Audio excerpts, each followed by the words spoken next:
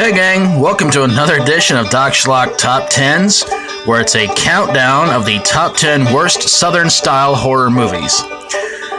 Now mind you, some of these horror movies that were supposed to take place in the South had not actually taken place in a lot of southern states. Most of them have, but a couple of them didn't, so yeah, I'm not quite sure why, but a couple of these I was actually surprised to find out where they were actually filmed at. But let's get things going with the top 10 worst Southern-style horror movies. And at number 10, we have A Bothered Conscience. A movie that originally was supposed to have taken place in the 70s and then moved on into modern day and didn't make a whole lot of sense, but it had a good twist ending. Number 9 goes to Mutant. Two brothers go to a small redneck town and must fight off against almost said zombies, actually vampires that apparently become that way due to some sort of weird chemical. Almost sounds like another movie I reviewed some time ago. Number 8 goes to Night of the Scarecrow. Not as good as Dark Night of the Scarecrow, but well, not all of them can be that good, but slightly better than Scarecrow. Number 7 goes to Candyman Farewell to the Flesh. I gotta tell you honestly, I wasn't really big on the first one, but yeah, this one was nothing really to give a whole lot of good praise to. Number 6 goes to Frogs. Today the Pond, Tomorrow the World. A really messed up movie in which the title characters of the movie really didn't do anything towards the end, and even then they didn't hardly do anything. Number 5 goes to Tourist Trap. Get this, it's about a redneck with telekinesis. There's something you don't really find too often, huh? Number 4 goes to The Beast Within. Very confusing movie, which looked like it was going to have a sequel, but I pray it never had one. Number 3 goes to Junior. Get this. It's a redneck movie filmed in Canada.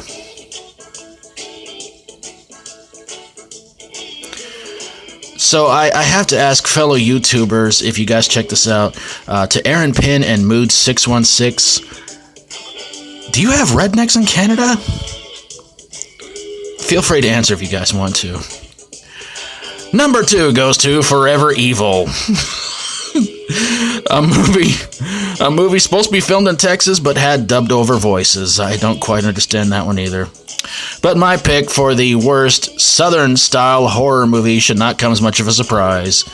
It's Manos, the Hands of Fate. Sorry, I love saying it that way. Once you watch it, you'll want to forget it. So there you guys have it. My personal picks for the top 10 worst Southern-style horror movies. Manos, the Hands of Fate. Man. And you know what's bad? They're planning a sequel. We should all be afraid, actually, to tell you the truth. Oh, wow. So there you guys pretty much have it. Once again, the top 10 worst Southern-style horror movies. Yeah.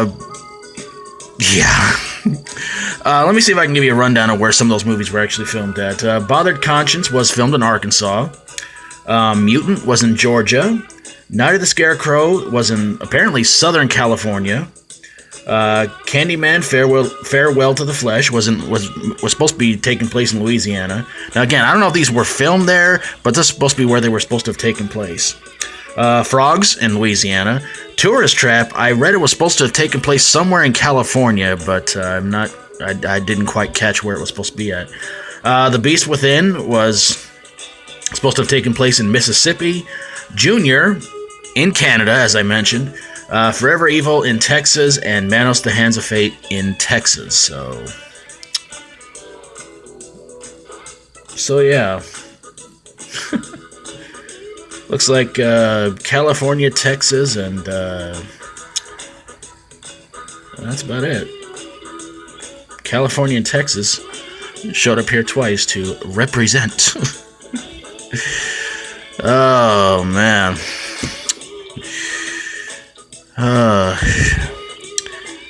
And, yeah. The top 10 worst horror movie remakes. Still looking for your picks, gang. Keep sending them in. And like I said before, if you sent some in before and you just remembered a few more that you want to throw in, send them this way. Send in as many as you want to. Because the more picks you guys send in, the better chances it gets to getting done sooner. And you guys can find out who gets the worst horror movie remake pick. And of course, I will be giving shout outs and credits to all those who picked the movies.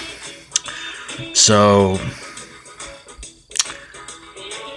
and I keep looking over the list. I'm just like, wow, you know, I mean, it's really amazing how a lot of movies it just seems like I look at the list and I sit there and I go, yeah, couple of horror movies already pretty much well in the lead, but like I said, keep sending them in, gang.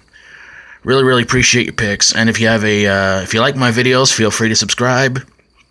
If you have a horror, sci-fi horror, comedy horror, or fantasy horror movie that was not even close to being as good as the Texas Chainsaw Massacre, but was on par with Manos, the Hands of Fate, send it my way and I'll get on it ASAP.